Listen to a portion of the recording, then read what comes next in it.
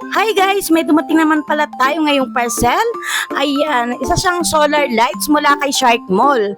Ayan, kung naghanap kayo ng solar lights na mura lang, ito guys, meron ako ditong napaka-cute na solar lights. Kung nakikita niyo naman, ayan, magkasama siya.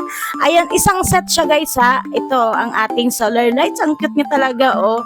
Maliit lang siya kasi 350 watts lang yan. Pero kung gusto niyo mag-check out ng mas mataas na watts, meron din tayong 1,500 watts. Alam nyo kung magkano lang yan. Alam nyo, napakamura lang.